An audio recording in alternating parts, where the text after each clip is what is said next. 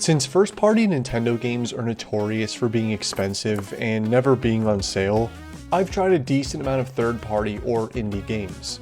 So I wanted to make a video going over a few of the games I have on Switch that are $20 or under that I love.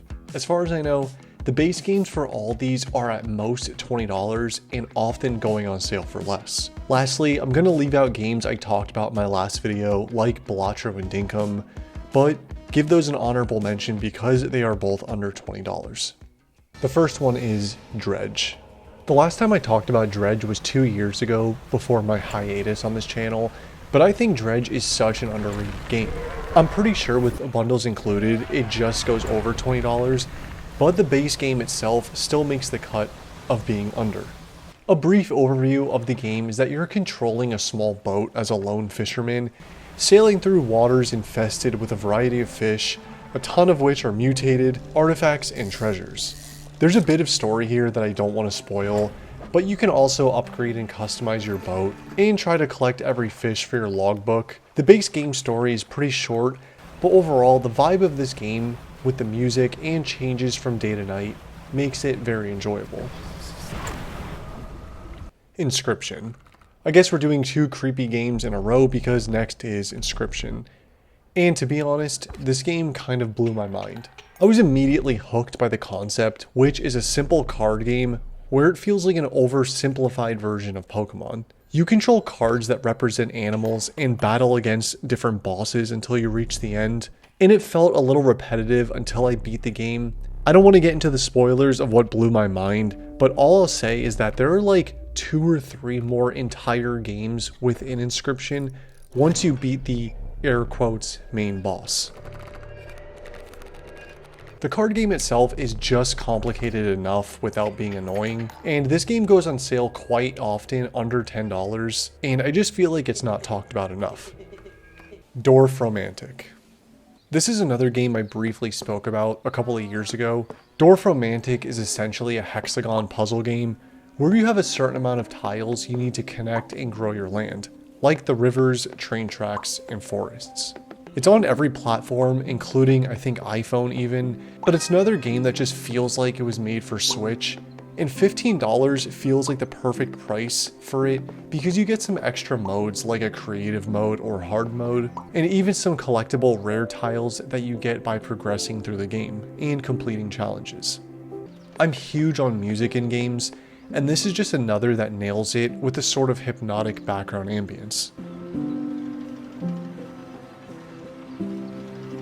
There's obviously no threats or danger in this game, and I legitimately play it before bed sometimes as a way to mindlessly relax.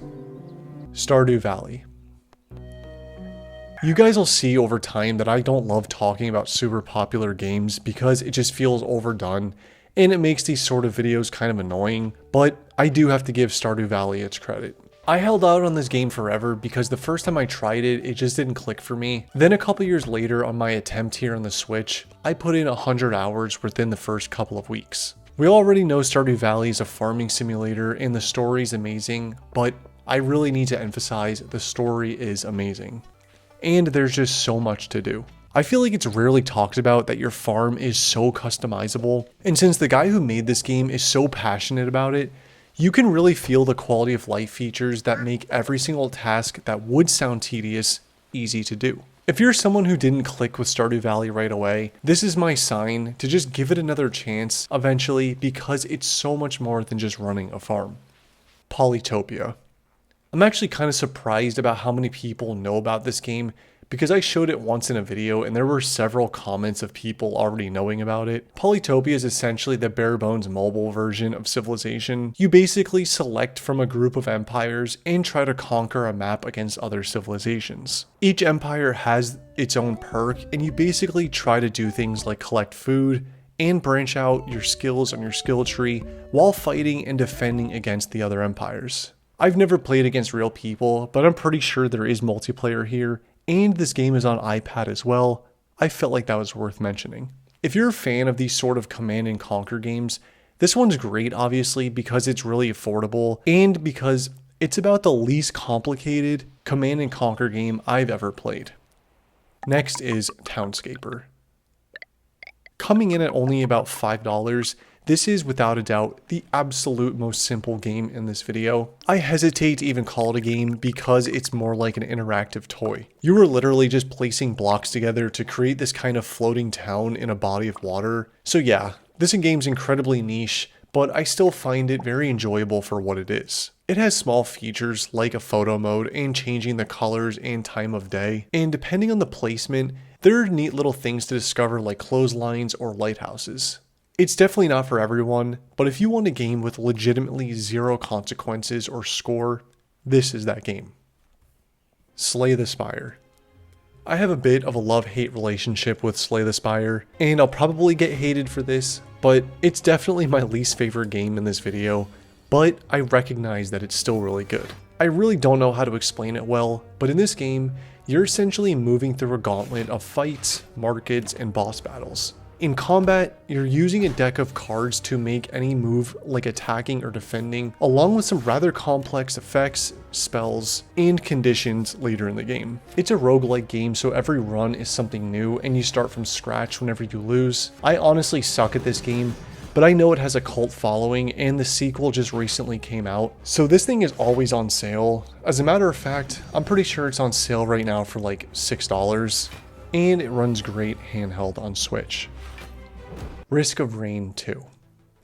Risk of Rain 2 is just plain fun. I don't have a ton of experience with this one, but it's another roguelike where you're on a planet fighting off waves of different aliens and bugs, and eventually a boss before you can extract to the next planet to do it again at a harder difficulty.